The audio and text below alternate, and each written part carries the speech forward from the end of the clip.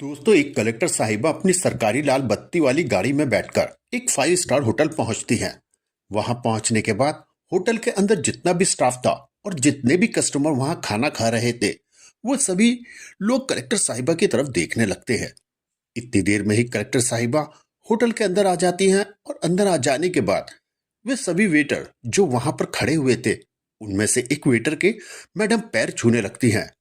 अब इस नज़ारे को देखने के बाद वहां जितने भी लोग थे, वो सभी हैरान रह जाते हैं और सोच में पड़ जाते हैं कि ये इतनी बड़ी कलेक्टर साहिबा और इस मामूली से वेटर के पैर आखिर क्यों छू रही हैं।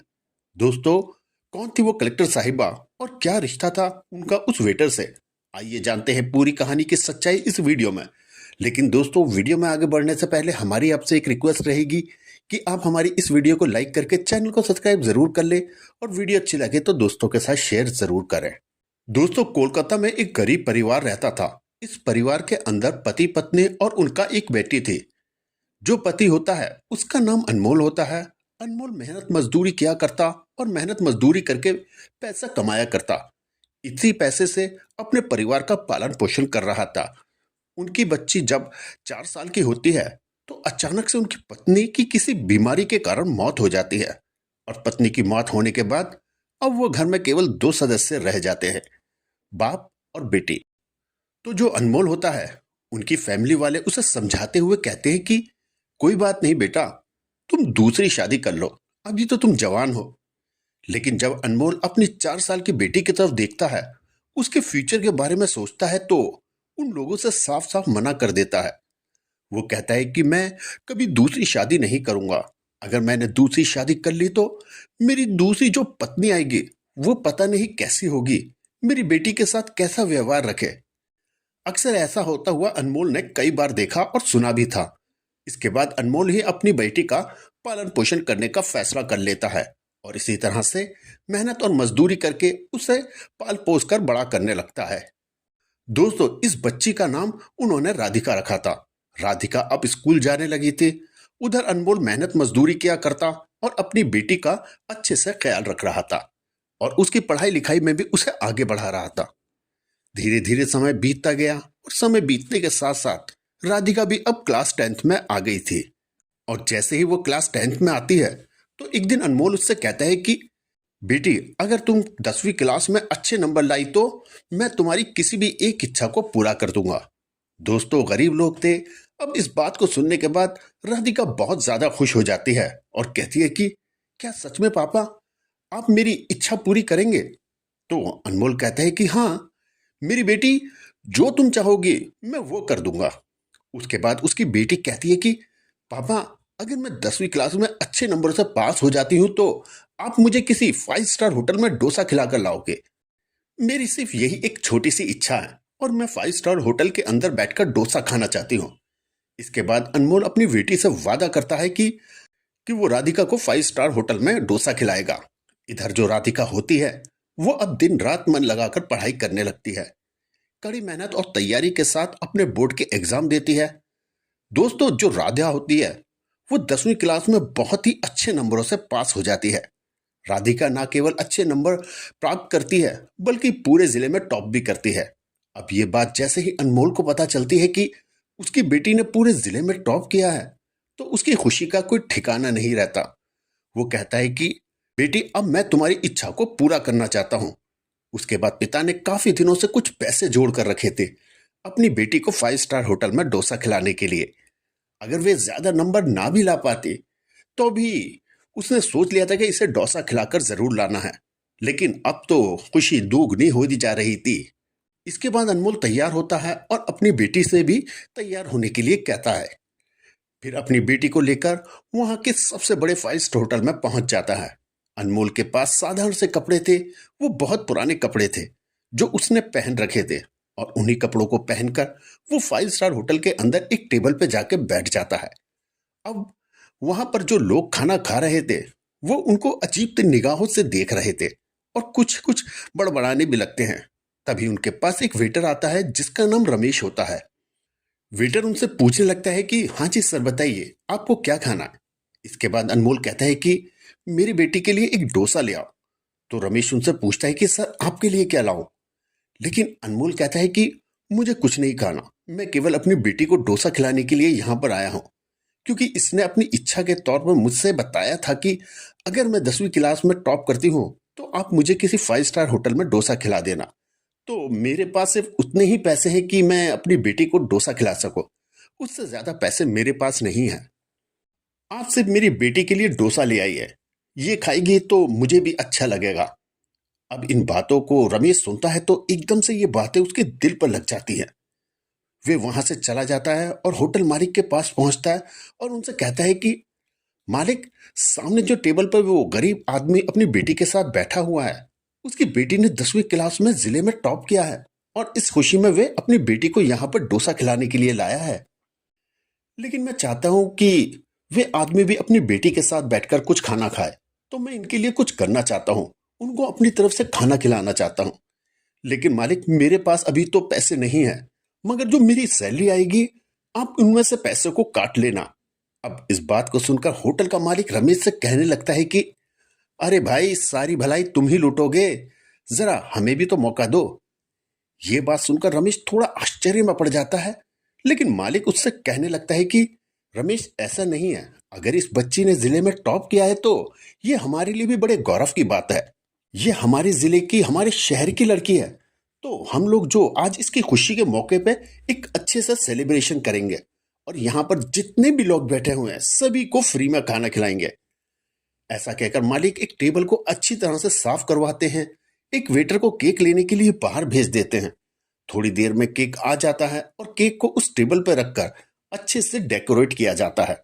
और जो होटल मालिक होता है वो अनमोल और उसकी बेटी राधिका के पास जाता है और उनको सम्मान के साथ वहां से उठाकर अब उस टेबल पे ले आता है जहां पर केक रखा हुआ था।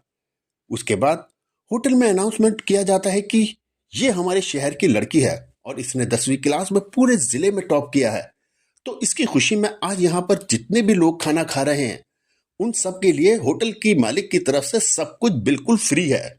ऐसा कहकर उस लड़की से केक कटवाया जाता है और उन्हें अच्छा खाना खिलाया जाता है। अब इन सभी चीजों को देख के बाद अनमोल हैरान रह जाता है और परेशान भी हो रहा था। वो सोच रहा था कि कहीं ऐसा तो नहीं कि होटल मालिक बाद में उनसे पैसे मांगने लगे, क्योंकि उसके पास केवल इतने ही पैसे थे कि वे अपनी बेटी को डोसा खिला सके। तो अनमोल वेटर से कहने लगता है कि अरे भाई, इतने पैसे मेरे पास नहीं हैं और देखो मैं कुछ भी नहीं खाऊंगा। लेकिन वेटर उन्हें बताता है कि जो होटल के मालिक हैं उन्हें मैंने इस बात के बारे में बताया था और उन्होंने ये सब कुछ अरेंजमेंट कराया है अपनी तरफ से। इसके बाद होटल मालिक भी वहां आ जाता है और वे भी पूरी बात अनमोल को बता देता है। इस बात को सुनने के बाद अनमोल की आंखों में आंसू आ जाते हैं और वह होटल के मालिक के सामने हाथ जोड़कर फटक फटक कर रोने लगता है, क्योंकि दोस्तों अनमोल ने कभी भी नहीं सोचा था कि उसकी बेटी के लिए इतना अच्छा कुछ किया जाएगा, वो भी एक 5 स्टार होटल के मालिक के जरिए। वो तो बहुत गरीब लोग थे, क्योंकि अक्सर सुना जाता है कि अमीर लोग जो होते हैं उनके अंदर दया भाव नहीं होती, और यही बात अनमोल तब से सोच रहा था। लेकिन आज उसको ये सोच बिल्कुल गलत साबित हो जाती है। अब अनमोल अपनी बेटी के साथ वहां पर खाना खाता है और होटल मालिक अपनी तरफ से ढेर सारी मिठाइयां उन्हें देता है। वो कहता है कि बिटिया ने टॉप किया है तो इन मिठाइयों को जाकर अपने मोहल्ले में बांट देना, ताकि सभी लोगों को पता चल सके कि उन्होंने मोहल्ले की लड़की ने कितना बड़ा काम किया है। अब इन सब चीजों को देखकर राधिका के ऊपर इसका बहुत गहरा प्रभाव पड़ता है। वो सोचती है कि मैंने थोड़ी सी मेहनत की और मेहनत करने के बाद जैसे ही मैंने जिले में टॉप किया तो उसके बाद सभी लोग उसका इतना सम्मान कर रहे हैं और उसकी तरफ सम्मान की निगाह से देख रहे हैं। इसके बाद राधिका मन ही मन में सोचती है कि ये जो कुछ भी आज मेरे साथ हुआ है ये मेरी पढ़ाई की बदौलत हुआ है। मैं और भी अच्छी तरह से पढ़ाई करूंगी और एक अच्छे से मुकाम को हासिल करूंगी। साथ में उसके दिमाग में होटल मालिक और उस वेटर की छवि भी घूम रही थी, जिन्होंने आज उसके लिए इतना अच्छा कुछ किया था। धीरे धीरे समय बीतता है। समय के साथ साथ राधिका अपनी पढ़ाई को जारी रखती है। उसने अब और भी ज्यादा मेहनत से मन लगा के पढ़ाई करना शुरू कर दिया था। राधिका पढ़ने लिखने में पहले से ही काफी ज्यादा होशियार थी, तो इसी कारण से उसकी मेहनत भी अब रंग लाती है और एक दिन वो जिला कलेक्टर बन जाती है। अब जैसे ही वो जिला कलेक्टर बनती है तो फिर अपने पापा के पास फोन करती है और उन्हें बताती है कि पापा, आपकी बेटी जिला कलेक्टर बन गई है। इस बात को सुनकर उसके पापा बहुत ज्यादा खुश होते हैं। फिर अनमोल कहता है कि बेटी ये तो बहुत ही अच्छी बात है, अब तुम बताओ तुम्हें क्या चाहिए। इस बात को सुनने के बाद राधिका को वे सब कुछ बातें याद आ जाती हैं जो बातें उसके साथ क्लास 10th में पास करने के बाद हुई थी, जब उसको एक होटल में ले जाया गया था और वहां के मालिक और वेटर ने उनका बड़े ही अच्छे से स्वागत किया था। अब ये बात उसके दिमाग में बार बार घूमने लगती है, तो वो फिर सोचती है कि चलो ठीक है, मैं जिला कलेक्टर तो बन गई हूँ, लेकिन एक बार मुझे उन होटल मालिक और वेटर से जरूर मिलना चाहिए, क्योंकि आज जो कुछ भी राधिका बनी थी वो उन्हीं की बदौलत थी।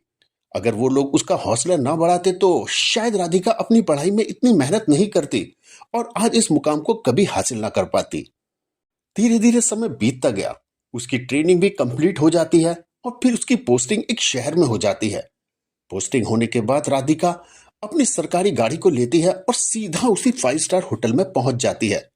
उसके बाद राधिका जैसे ही अपनी सरकारी गाड़ी से अपने गार्ड के साथ वहां पहुंचती है तो वहां जाने के बाद जो होटल के अंदर लोग खाना खा रहे थे और वहां जितना भी स्टाफ था वो सभी लोग आश्चर्य भरी निगाहों से उसकी तरफ देख रहे थे।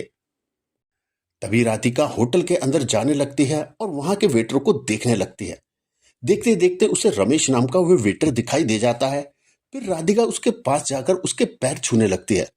अब इस नजारे को देखकर रमेश भी हैरान हो जाता है। वो उसे ऊपर उठाता है और कहने लगता है कि मैडम आप इस तरह से मेरे पैर आखिर क्यों छू रही हो। इसके बाद राधिका हंसने लगती है। ये देखकर सभी लोग हैरान रह जाते हैं कि इतनी बड़ी अधिकारी और एक मामूली से वेटर के आखिर पैर क्यों छू रही है। अब राधिका रमेश से कहती है कि शायद आप मुझे भूल गए हैं, लेकिन मैं आपको चाहकर भी कभी नहीं भूल पाई।